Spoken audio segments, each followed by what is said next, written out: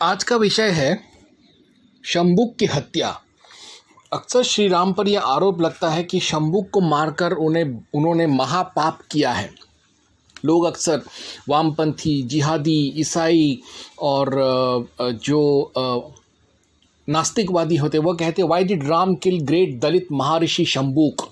Eurasian विदेशी आर्य राजा राम ने क्यों मूल निवासी दलित ऋषि शंबुक को मारा। शंबुक वध जो है, शंबुक हत्या जो है, ये बामसेव जिहादियों, नक्सलियों, गे भीम आर्मी और राइसबैक कन्वर्ट्स जो होते हैं, इनका सबसे पसंदीदा टॉपिक है मनुवाद पर और हिंदू धर्म पर आक्रमण करने के लिए। और हमारे शूद्र, दलित, एसटी, एससी, वनवासी, ओबीसी, बीपीएल भाइयों को हिंदुत्व के मुख्य धारा से अलग करने के लिए, अलग रखने के लिए। तो हम इस विषय को समझेंगे अध्याय दर अध्याय, क्योंकि ये एक साधारण विषय नहीं है जिसे आपने खोला और आपने उसे ख़त्म कर दिया। ये ओपन एंड शट केस नहीं है। हम बहुत कुछ हम लोग समझेंगे। उत्तर रामायण का वैलिडिटी समझेंगे, शूद्र कौन थे वो समझेंगे, शूद्र को क्या धर्म कार्य करने से वंचित रखा गया था ये समझेंगे। फिर अंत में हम समझ सकेंगे और समझेंगे भी कि राम ने क्या शंबुक को मारा, और अगर मारा तो कारण क्या था। तो हम कदम दर कदम आगे बढ़ेंगे। तो जो पहला अध्याय है वो ये है कि is Uttar Ramayana false text, did Valmiki write it.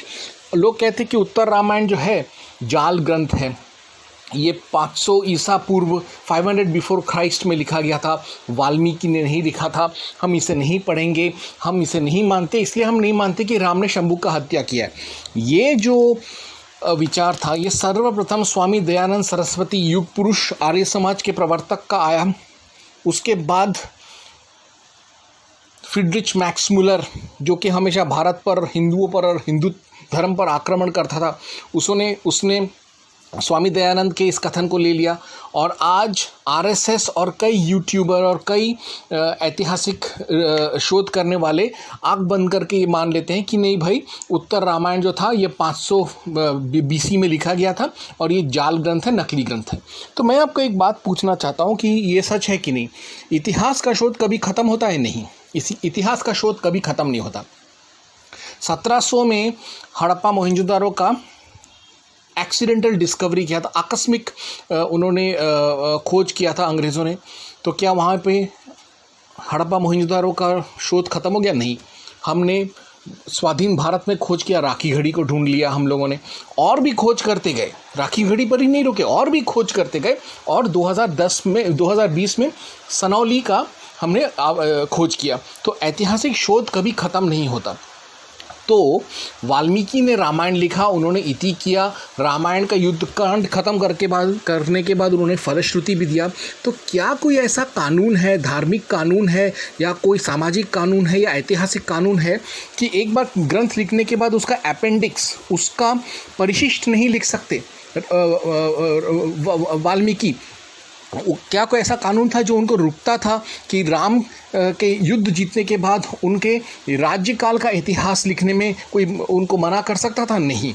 चलो हम ये मान लेते हैं कि उत्तरकांड वाल्मीकि के किसी शिष्य ने लिखा, छोटे मोटे शिष्य ने लिखा, तो उसमें गलत क्या किया उस शिष्य ने? उसने तो वाल्मीकि के रामायण और राम के इतिहास के बारे में जो शोध वाल्मीकि ने किया है उसका ही सम्मान करते हुए उसने उत्तरकांड या उत्तर रामायण लिखा, जिसमें उसने राम के पुत्रों का थोड़ा सा इतिहास, रामायण में दूसरे पात्रों और ऐतिहासिक घटनाओं का कारण और इतिहास, और राम का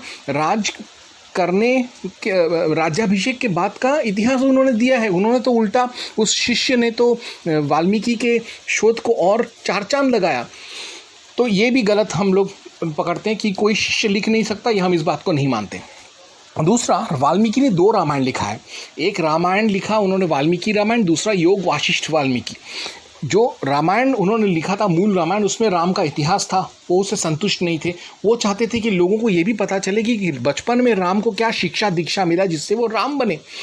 और हम अगर देखें कि योग वाशिष्ठ वाल्मीकि रामायण और योग वाशिष्ठ में लिखने का शैली दोनों का अलग है। इसी से पता चल जाता है कि ना सिर्फ वो एक महर्षि थे, वो एक बहुत बड़े प्रखर पंडित थे, इसलिए उन्होंने उत्तर रामायण इस तरीके से लिखा कि उसका लिखने का शैली मूल वाल्मीकि रामायण से अलग है। तो इसी से हम साबित कर सकते हैं कि उत्तर रामायण एक प्योर सात्विक शास्त्र है, जाल शास्त्र नहीं है।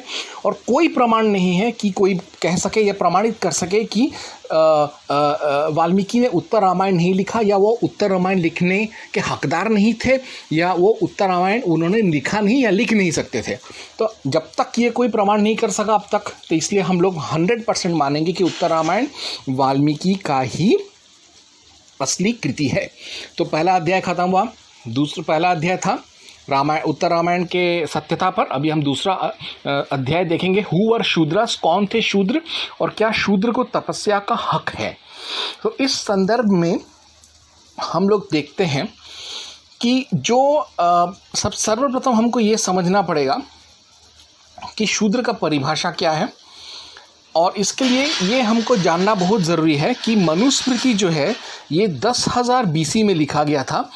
ये लिखा गया था प्रोटो वैदिक एज, यानी सर्वप्रथम वैदिक काल में, और उसके शीर्ष वैदिक काल में। उसके बाद 5000 बिफोर क्राइस्ट में रामायण घटा।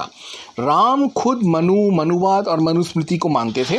हम ये इसलिए हम कह सकते हैं क्योंकि रामायण में जब वाली को राम मारता है तो वो वाल्मीकि रामायण किष्किंधा कांड 4.18 to 30 to 31 में लिखता है, शक्त्यं तव्यापि तत्कार्यं धर्म मेवानु पश्यता श्रूयते मनुना गीतो श्लोके चारित्रवत्सलो गृहीतो धर्म कुशलैस् तथा चरितं हरे, had you pursued rightness you too would have done the same deed in imposing such a punishment. And we hear two verses that are given to the advocacy of good conventions, which the experts of rightness have also accepted and which are said to be coined by Manu, and I too conducted myself only as detailed in those verses of law. तो वो कहते हैं मनु का जो सदाचार का जो कानून है उसके हिसाब से मैंने तुझे मारा है क्योंकि तूने तेरी भाभी का अपहरण किया। तो अब ये सब घुमा फिरा के हम नहीं बात करते, सीधा पता लगाते कि मनुवाद का क्या मंतव्य है शूद्र और शूद्र ऋषियों पर।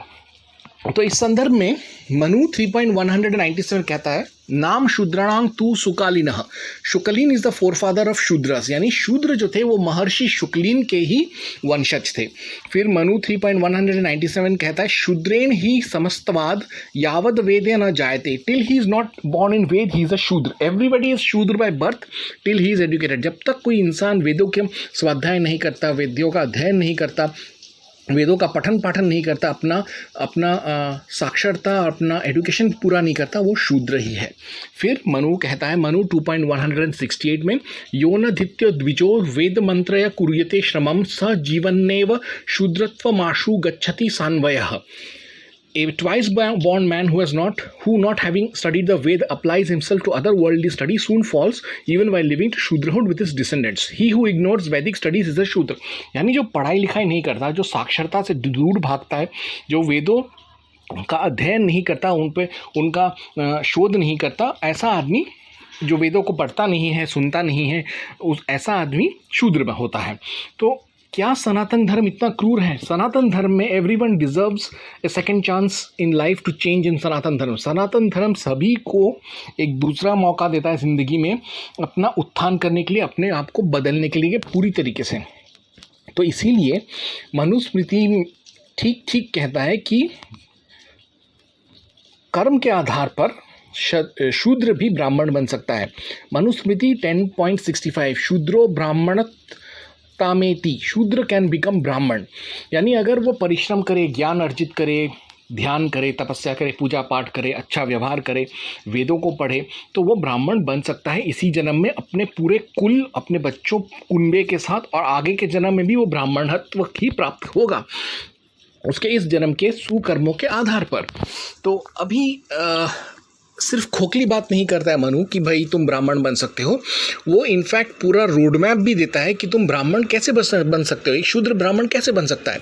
मनुस्मृति 9.335 शुचिरत्कृष्ट शुश्रूर मृदु वागन हन कृतः ब्राह्मणाद्य श्रयो नित्यमुत्कृष्टा जाति मश्नुते। If he is pure, attendant upon his superiors, of gentle speech, free from pride and always dependent upon the Brahmin, he attains a higher caste. जो ब्राह्मणों की सेवा करता है, उनकी रक्षा करता है, गाय की रक्षा करता है, अपने आपको दंभ से दूर रखता है, बड़ों की सेवा करता है, मृदुभाषी होता है, और जो धर्म कर्म करता है या पूजा पाठ में मन है, अच्छे से बातचीत कर सकता है, अच्छे कर्म करता है, वो अपने आप ब्राह्मण बन जाता है। और मनु 223 कहता है, यदि स्त्री यद वर रजः श्रेयः किंचित समाचरेत तत्सर्वमाचरेत युक्तो यत्र चास्य रमेन मनः. If a woman or a Shudra does perform anything leading to happiness, let her diligently practice it as well as any other permitted act in which her heart finds pleasure. यानी अगर कोई औरत, कोई शूद्रा औरत भी या शूद्र पुरुष भी कोई भी यज्ञ तपस्या करे अपने उत्थान के लिए, अपने सामाजिक और धार्मिक उत्थान के लिए, आध्यात्मिक उत्थान के लिए, तो दूसरे वर्णों को उसको प्रोत्साहन देना चाहिए और उसको वो काम में उसको और मन लगाना चाहिए. तो यानी हम देखते हैं कि मनुस्मृति में पूरी तरीके से कहा गया कि शूद्र ऑल्सो कैन डू जप तप पूजा पाठ हवन यज्ञ कर्मकांड provided he takes shastric training for it gradually. धीरे धीरे करके शास्त्रियों से प्रशिक्षण लेने के बाद शूद्र भी जप तप पूजा पाठ हवन यज्ञ वेद पाठ कर्मकांड धर्म कर्म सब कर सकता है, तपस्या तप सब कर सकता है, हठयोग भी कर सकता है. तो अब सवाल ये उठता है कि अगर राम मनुवादी था और अगर मनुवाद में शूद्र तपस्या कर सकता है तो क्या राम ने कभी इस चीज़ को अलाउ किया? जी हाँ, किया है. Shabari, even Shabari was a tapasvini though born as a vanvasini, Ram didn't kill her. Shabari जो थी वो तपस्विनी थी. ताद्वष्टा तदा सिद्धा समुत्थाय कुतांजलि पादौ जग्रह रामस्य लक्ष्मणस्य च धीमतः. शबरी सिद्ध तपस्विनी थी. उन दोनों भाइयों को आश्रम पर आया देख वो हाथ जोड़कर खड़ी हो गई तथा उसने बुद्धिमान श्री राम और लक्ष्मण के चरणों में प्रणाम किया. ये श्लोक जो है ये पाया जाता है वाल्मीकि रामायण अरण्यकांड 74.6 में, जिसमें राम लक्ष्मण को पता है कि ये वनवासिनी है फिर और ये मतंग ऋषि के आश्रम में है और वहाँ से उसने तपस्या करके तपस्विनी साध्वी बन गई है, ऋषिका बन गई है. तो भी वो लोग उसको आशीर्वाद देते हैं, उसका आतिथ्य ग्रहण करते हैं, उसके झूठे बेर भी खाते हैं, उसको आशीर्वाद देते हैं स्वर्गलोक सिद्धि का. अगर किसी वनवासी या शूद्र या दलित का तपस्या साधना योग और ऋषि कार्य करने पर अगर वो खिलाफत में था तो वो उसी वक्त खुद मार देता. शबरी को या लक्ष्मण को कहता तू उसका हाथ पाँव नाक कान जीभ आँख काट डाल. ऐसा तो उसने किया नहीं, उल्टा उसने आशीर्वाद दिया उसको कि तू हमेशा शबरी देवी के नाम से मानी जाएगी, देवी के रूप में तुझे पूजा होगी. और आज भी ब्राह्मण लोग शबरी जयंती मनाते हैं. तो इसी से हमको मालूम पड़ जाता है कि राम का कोई दिक्कत नहीं था अगर कोई शूद्र जप तप पूजा पाठ हवन यज्ञ कर्मकांड हठयोग तपस्या करे तो उसको कोई दिक्कत नहीं था, क्योंकि ये मनुवादी नियम है और वो मनुवाद को ही पालन करता था और इसलिए वो इस मनुवादी नियम के हिसाब से ऐसे शूद्र ऋषियों का भी वो आदर करता था, शूद्र तपस्विनियों का भी आदर करता था. तो अब हमको ये वापस हम उस मूल प्रश्न पर आते हैं कि अगर उसने शबरी को कबूल किया, एक ऐसी शूद्रा जो तपस्विनी बन गई, तो राम ने क्यों की शंभुक की हत्या? ये आया फाइनल चैप्टर पर. हम आते हैं आखिरी अध्याय पर और इसका हम निष्कर्ष से मालूम पड़ जाएगा कि क्यों किया ऐसा राम ने. तो सबसे पहले हम ये समझने की कोशिश करेंगे कि क्या was it right on the part of Shri Ram to kill Shambuk a Shudra. Shambuk शूद्र को मारकर क्या श्री राम ने धर्म किया या अधर्म किया? क्या उसने सही किया या गुनाह किया, गुनाह ए अजीम किया? तो मेरा विचार सुनने से पहले आप लोग ध्यान से सुनिए मैं अभी क्या बोलने वाला हूँ. तो अधिकतर जो ये गे भीम और नक्सली होते हैं वो वीडियो फिल्म्स बनाते हैं जिसमें लिखा गया कि राम कहता है अरे तू तो बहुत पढ़ाई लिखाई कर लिया, अरे शूद्र तेरे को तो मरना पड़ेगा शंभू. या फिर उसके साथ ऋषि मुनि नारद और सारे वशिष्ठ वगैरह होते हैं, वो लोग सब बोलते हैं काट डालो इसको. और उसमें एक डायलॉग भी उन्होंने डाल दिया है कि अरे महाराज मैंने तो जब तब करके पढ़ाई लिखाई करके मैंने ऐसा क्या पाप कर दिया कि आप मुझे मार रहे हैं या मुझे दोष दे रहे हो, ब्राह्मण का बेटे के मौत का जिम्मेदार मैं हूँ. ऐसा कुछ भी बयानबाजी, ऐसा कुछ भी वार्तालाप नहीं हुआ था. शूद्र शंभुक को मारने के टाइम पे सिर्फ और सिर्फ राम और शंभुक था, उसके साथ कोई नारद और वशिष्ठ उसका भाई या सगे संबंधी या दूसरे दरबारी या पंडित गण नहीं थे. और राम जो है शंभुक से पूछता है कि तुम तपस्या कर रहे हो? वो बोलते हैं हाँ. तुम शूद्र हो? हाँ. तुम्हारा जाति बताओ? वो फिर बोलता है मैं शूद्र हूँ. फिर वो पूछता है कि तुम क्यों तपस्या कर रहे हो? तब शंभुक बोलता है कि मैं तपस्या इसलिए कर रहा हूँ ताकि मैं स्वर्ग पर कब्जा कर सको। तो पूरा बात ऐसा होता है कि वाल्मीकि रामायण उत्तरकांड 75.29 to 30 में एक बच्चे की मौत हो जाती है और नारद कहता है कि ज़रूर कोई भी निश्चय ही आपके राज्य में किसी सीमा पर कोई खोटी बुद्धि वाला शूद्र महान तप का आश्रय ले तपस्या कर रहा है, उसी के कारण इस बालक की मृत्यु हुई है। जो कोई दुर्बुद्धि मानव जिस किसी भी राजा के राज्य अथवा नगर में अधर्म या ना करने योग्य काम करता है, उसका यह कार्य उस राज्य के अनश्चर्य दरिद्रता का कारण बन जाता है, वो राजा शीघ्र ही नरक में पड़ता है, इसमें संशय नहीं है। तो नारद कहता है कि कोई दुर्बुद्धि मानव, कोई खोटी बुद्धि वाला शूद्र महान तप कर रहा है। यहाँ पे वो ये नहीं कहता है कि कोई शूद्र, वो कहता है कि कोई खोटी बुद्धि वाला शूद्र। वो उसको एडजेक्टिवाइज करता है, उसको एक्सप्लेन करता है कि कोई मामूली शूद्र नहीं है, कोई दुर्बुद्धि, कोई खोटी बुद्धि वाला शूद्र महान तप कर रहा है जो उसको नहीं करना चाहिए। और वाल्मीकि रामायण उत्तरकांड 76.3 to 4 में Shambhu confessed that he was doing हठ योग टू कैप्चर स्वर्ग अलाइव। हिज इंटेंशंस वर नेगेटिव। कुकुत्स्थ कल कुश भूषण श्री राम, मैं झूठ नहीं बोलता, देवलोक पर विजय पाने की इच्छा से ही मैं तपस्या में लगा हूँ, आप मुझे शूद्र समझिए, मेरा नाम शंभूक है। वह इस प्रकार कह ही रहा था कि श्री रामचंद्र जी ने म्यान से चमचमाती तलवार खींच ली और उसे उसका सिर काट लिया।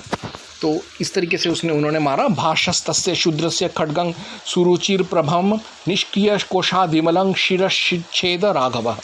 हम देखते हैं कि शूद्र से पहले भी क्षत्रिय राजा त्रिशंकु को विश्वामित्र विश्वारथ ने जीते जी सशरीर स्वर्ग भेजने का कोशिश किया। तो इसको लेके देवताओं और ख़ास तौर से इंद्र और विश्वारथ विश्वामित्र में और त्रिशंकु में युद्ध हुआ कि तुमको हम सशरीर स्वर्ग में घुसने नहीं देंगे। तो शंभू को क्यों जाने देता? राजा, क्षत्रिय राजा, ठाकुर राजा द्विज को नहीं जाने देता, तो उसको क्यों जाने देगा? अगर शंभू को रोका था तो इससे पहले त्रिशंकु को भी रोका गया था। अगर शंभू को सशरीर रोका गया था तो नहुष, जिसको सशरीर भेजा गया था स्वर्ग में, स्वर्ग का राजा बनने के लिए कुछ काल के लिए, उसने जब इंद्राणी का बलात्कार करने का कोशिश किया, ऋषियों का हत्या करने का कोशिश किया, तब ऋषियों ने उसको स्वर्ग से नीचे फेंक दिया और उसको श्राप देकर अजगर बना दिया। तो जब नहुष को और त्रिशंकु को रियायत नहीं मिला तो शंभू को क्यों रियायत दिया जाता उसी जुर्म के लिए? तो हम देखते हैं कि शूद्र शंभू का हत्या नहीं हुआ था, शूद्र शंभू का हत्या बिल्कुल नहीं हुआ था। वो धर्मद्रोही शंभू का हत्या या यूं कहे धर्मद्रोही शंभू का संहार हुआ था। क्योंकि राम जो था वो बहुत दूरदर्शी इंसान था, उसको मालूम था कि अगर ये आदमी तपस्या करके हठयोग करके जिद करके अगर सशरीर भगवान बन जाता है, इंद्रत्व पा लेता है, स्वर्ग पर राज कर लेता है, तो वो वापस वैसा ही रावण या भस्मासुर बनेगा। तो वक्त रहते ही, समय रहते ही एक और रावण, जिससे जस्ट अभी राम छुटकारा पाकर उसको मारकर आया था, एक और रावण पैदा ना हो शंभू के रूप में, एक और भस्मासुर पैदा ना हो, इसीलिए राम ने शंभू को मारा। क्योंकि शंभू ने कबूल किया कि वो जीते जी स्वर्ग पर कब्जा करना चाहता है, धर्म का ध्वज बनना चाहता है, इंद्रत्व पाना चाहता है, देवता बनना चाहता है। इसीलिए Ram killed Shambhu before he captured heavens because a stitch in time saves 9। Ram killed Shambhu before he became another Ravan और भस्मासुर। अगर शंभू को छोड़ देता, अगर वो अगर भगवान बन जाता या देवता बन जाता, फिर अगर वो अराजकता करता, तानाशाही करता, तो वापस से पूरा सृष्टि उथल पुथल हो जाता। इसलिए ऐसा ना हो, इससे पहले ही प्रिकॉशनरी स्टेप लेकर मार दिया।